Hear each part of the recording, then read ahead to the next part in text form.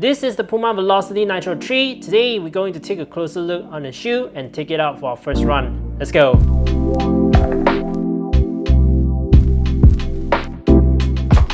So this is actually my first pair of PUMA running shoe, and out of the box I can already tell it got a really cool and nice design. The colorway I get for this shoe is called Blue Ocean Lime. As you can see, it had a main color of blue on the upper and also with a white color foam and some lime and silver element around the shoe. If you take a closer look on the big PUMA logo here, you can actually see it is filled out by a lot of tiny PUMA logo, and on the tongue, the E words on the Velocity is using number 3 to represent the version of the shoe. So overall, I think PUMA put a lot of attention and effort to the design and details for the Velocity 3. Coming to the midsole, you got a dual foam setup with PUMA Nitro foam on the top layer and the Pro foam on the bottom layer. The PUMA Nitro foam on the top feels very soft and squishy in touch. It is a super critical foam being injected with gas to make it more bounce and make it more lightweight. As you can see, it stands a majority amount on the midsole, and the bottom layer is a more firmer EVA foam, very solid in feel to covers up the top layer for durability and stability. The stack height for the Velocity 3 is coming in at 36mm for the heel and 26mm for the forefoot, giving you a 10mm drop. Let's take a look on the upper. The Velocity 3 is using a dual layer mesh material for the upper.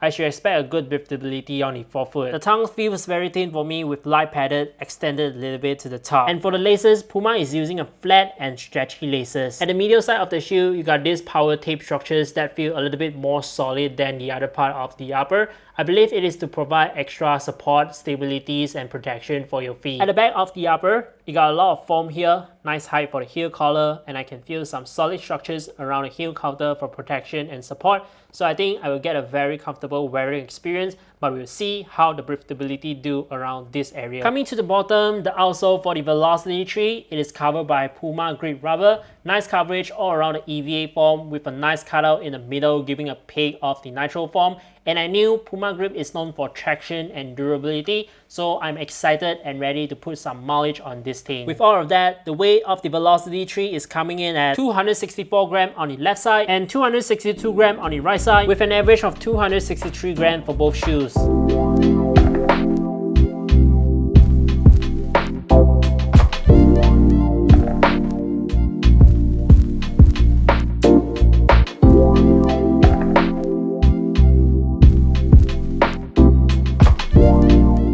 Okay, my first wearing experience with the PUMA Velocity 3, it fits just about right for me. The toe box is a little bit snug. My feet is standard normal size, and I can already feel the room around the side feet area is very limited. So I think this might be a concern for you if you have a wide feet, because PUMA might not have a wide option for this shoe. By standing and walking around, I think the foam is very solid. Feels just like a standard experience of the daily trainers, and stability wise is pretty good as well. I think the power tape at the side and the EVA bottom layer helps a lot to offset the wobbly experience. I can actually start to feel a little bit of warmness build up around the lacing area. Even now I'm in an air conditioner room.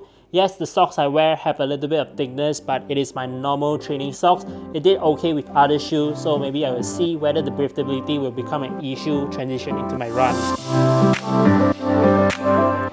6:58 in the morning, I got the Velocity 3 on, and today I'm going to do a 1 hour steady effort run. Let's go!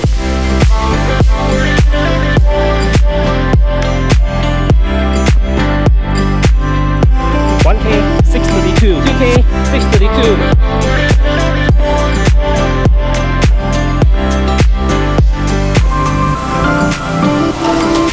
3K, 6:33, 4K, 6:30, 5K, 6:29.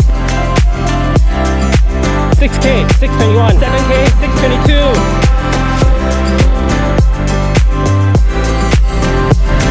8K, 6:16, 9K, 6:15.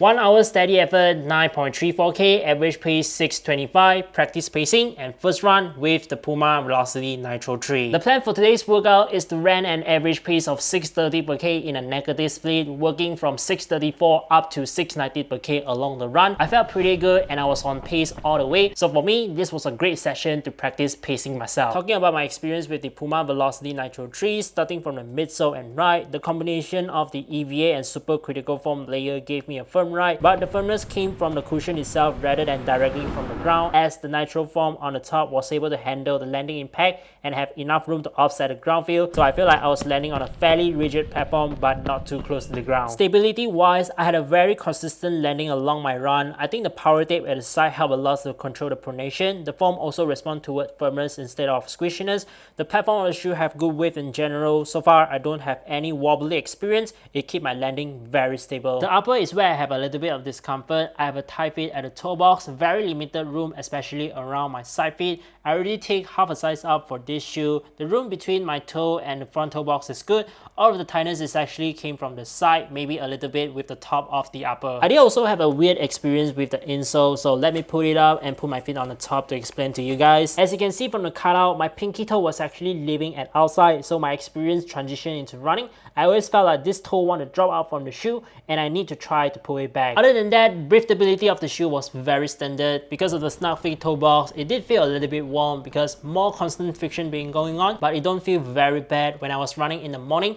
My feet still able to stay very chill in the shoe. I really like the lacing system. This was very great as it was able to secure my feet in place even without using the runner node, and the heel collar was very comfortable and attached to my feet. No slipping issue here, so very good experience. Coming to the outsole, PUMA grip was really outstanding. Just like, you know, a basketball shoe, very solid grip and traction. I think it should not be a problem to handle running on a wet condition. And durability wise, I will keep you guys updated as I continue to put on mileage on this shoe. PUMA Velocity Nitro 3. I think this is a very reliable and affordable option of daily trainers for beginner runners first pickup and daily workhorse for seasoned runners suitable to handle and put on a lot of mileage. For me, after my first run with the Velocity 3, I now position the shoe as my easy to steady effort running shoe in the rotation. Of course, I will still bring it out for a test in my interval and long run really soon. Once I complete the workout, I will share with you guys my experience and feedback, so stay tuned for the update. That's my first run running experience with the PUMA Velocity Nitro 3. I hope you guys enjoy. Thank you guys so much for watching and see you in the next one.